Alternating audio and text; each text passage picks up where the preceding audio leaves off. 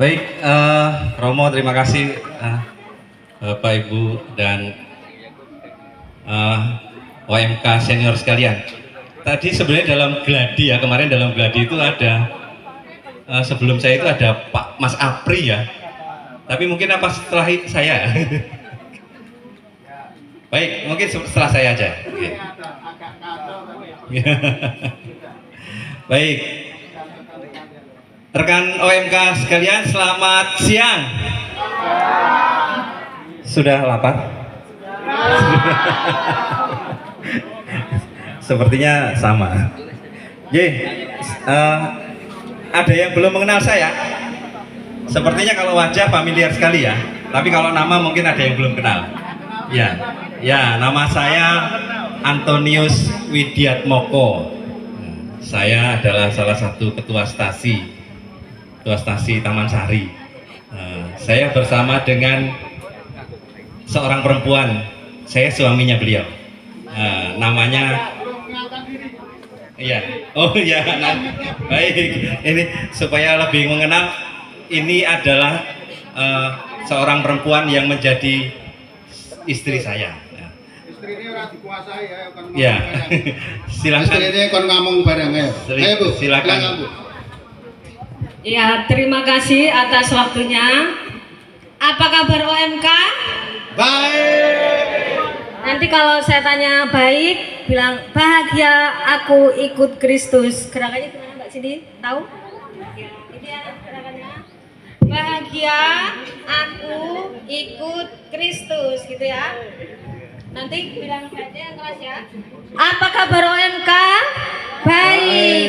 Bahagia aku ikut Kristus. Seperti itu ya. Jadi seperti yang tadi Romo Edi homili, jika kamu sudah mengenal Kristus, jangan sekali-kali kamu meninggalkan Kristus. Seperti itu ya. Jadi sebelum saya memperkenalkan diri, pesan saya kepada OMK senior adalah jangan pernah kalian sekali-sekali meninggalkan Kristus. Seperti itu ya. Jadi terima kasih.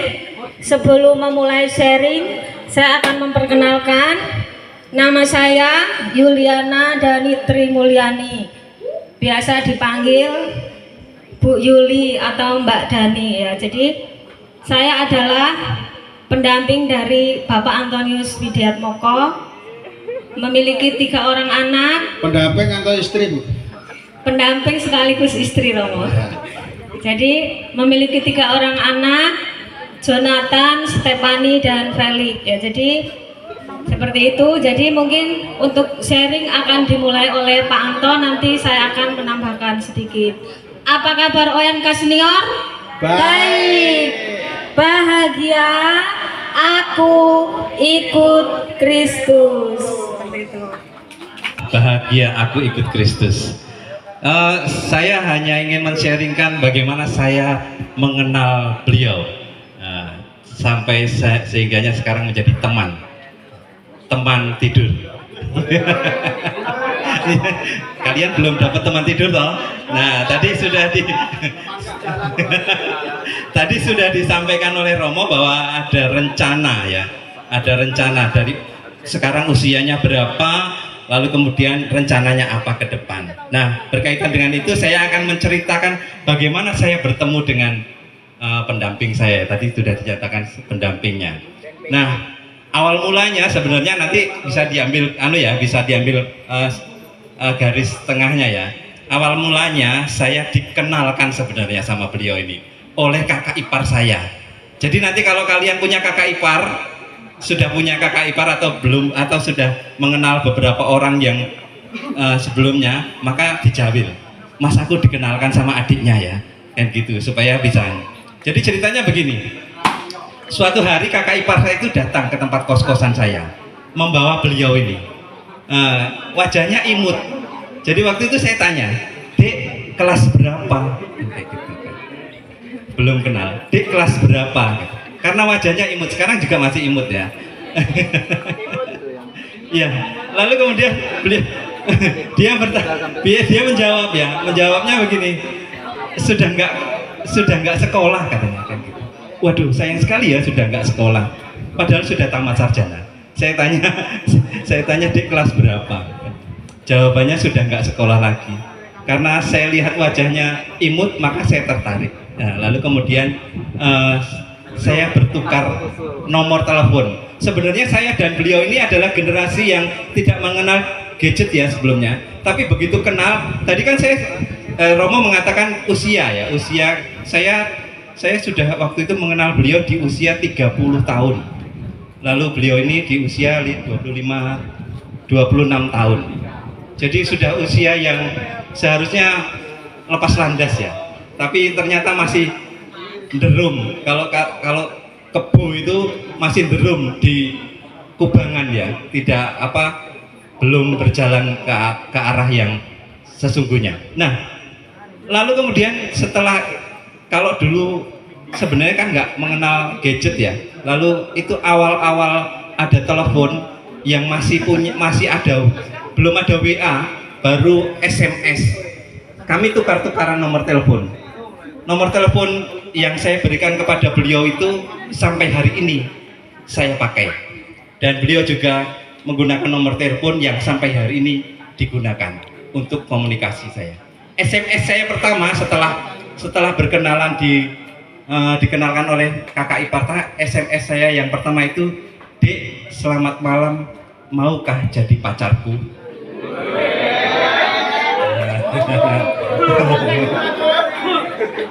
Coba tebak jawabannya apa? Salah. Jawabannya adalah, saya tidak mencari pacar, saya mencari calon suami. Kaget nggak?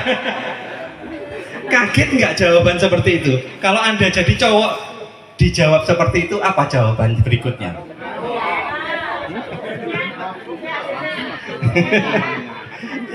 Karena tadi ya, kalau cowok jawabannya pasti ya mungkin kaget ya, lah kok iya kok ngono ya gitu ya. Terus saya harus jawab apa? Lalu kemudian sebagai cowok yang kesatria, saya menjawabnya oh ya, saya juga mencari calon istri, kata saya seperti itu kan. Lalu gayung bersambut. Nah kemudian ya sudah, kalau begitu kita sama-sama mencari calon suami dan calon istri. Mari kita berproses. Ini bukan mesra-mesraan ya, ternyata ini adalah transaksi. Transaksi yang ternyata ini jadi sampai sekarang kan kayak gitu. Maka nanti setelah acara ini, kalau ada cowok yang WA dari Anda yang cewek ya, kalau ada yang saya ajarin pakai triknya beliau ini. Saya tidak mencari pacar, tapi nyari calon suami supaya jadi. Jangan nunggu-nunggu, nanti nunggu-nunggu targetnya Romo tadi nggak tercapai ya. Begitu pula yang cowok kalau mendapatkan jawaban saya mencari calon suami, ojo wedi. Nanti terus takut lah, saya belum dapat pekerjaan dan lain sebagainya, ora sido-sido. Nanti kesuwen kayak gitu ya. Itulah ya OMK sekalian, nanti ini bisa dijadikan cara dan bisa dicontoh ya. Tapi yang paling penting adalah setelah nanti jadi. Kalau setelah nanti jadi atau sudah menjadi pasangan suami istri, sekalipun itu prosesnya nggak sesederhana yang saya ceritakan ini, panjang ya, ada kanonik, ada dan sebagainya, itu proses ya.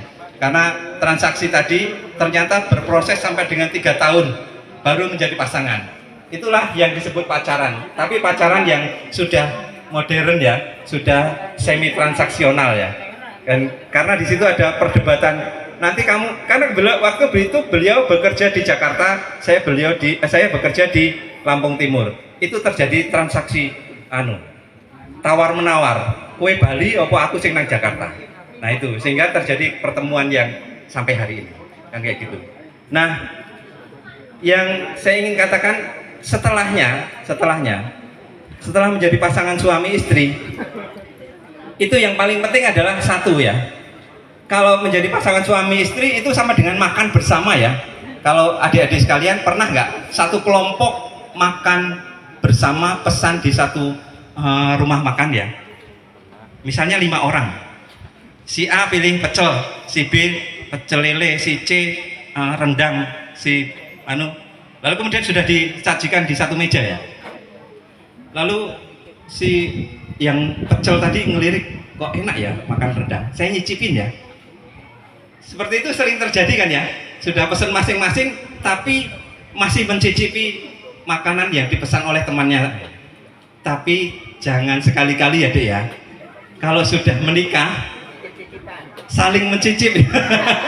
Tidak boleh ya. Karena itu sudah menjadi pilihan. Sudah menjadi pilihan.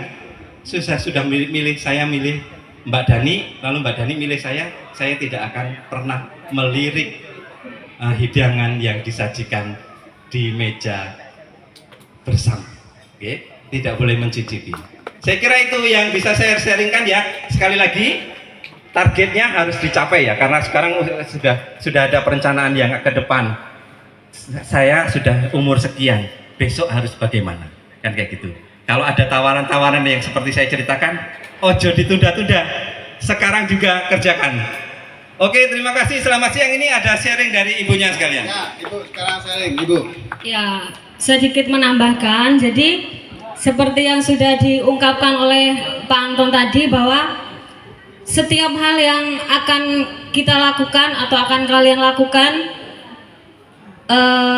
janganlah sampai kalian itu melupakan Tuhan ya. Jadi kalian harus selalu melibatkan Tuhan untuk setiap hal yang akan kalian lakukan. Karena untuk OMK Senior ini, saya yakin bahwa targetnya bukan hanya cuman untuk mencari pasangan ya, tetapi banyak sekali pergumulan hidup yang pasti kalian hadapi. Misalnya tentang yang masih sekolah, tentang kuliah, gimana caranya supaya saya cepat menyelesaikan kuliah dengan hasil yang baik. Begitu juga nanti target kedepannya, saya harus bekerja, harus mengurusi keluarga saya dan sebagainya. Ada juga yang, dan juga jangan lupa untuk tentang pasangan hidup. Jadi seperti yang sudah Mas Anton katakan tadi, bahwa seperti itu ya. Jadi pada saat Mas Anton ini PDKT ke saya, PDKT itu istilah sekarang ya, kalau dulu belum ada kayaknya PDKT. Jadi kebetulan waktu itu ada 3 orang laki-laki yang deket sama saya, gitu. Jadi baru ngaku sekarang ini. ya, tetapi pada akhirnya saya bertanya sama Tuhan, Tuhan, pokoknya dari 3 orang laki-laki ini, nanti yang siapa yang pertama kali ngajak saya nikah, itu yang bakal jadi pendamping hidup saya. Seperti itu. Jadi, nah ternyata Tuhan sudah tunjukkan sama saya bahwa akhirnya Mas Anton ini yang apa? Mengiyakan, mengajak saya menikah, seperti itu. Jadi pesan saya kepada OMK Senior bahwa setiap hal yang kalian lakukan, baik dalam menghadapi pergumulan dalam perkuliahan, pekerjaan, maupun dalam tahap mencari pasangan hidup, ada baiknya atau sangat lebih baik kalian adalah melibatkan Tuhan. Jadi jangan mengandalkan kemampuan diri sendiri, karena kalau tanpa Tuhan kita ini bukan siapa-siapa. Seperti itu. Demikian yang bisa saya sampaikan. Semoga dapat menjadi kekuatan dan bahan refleksi bagi kita semua. Terima kasih. Tepuk tangan.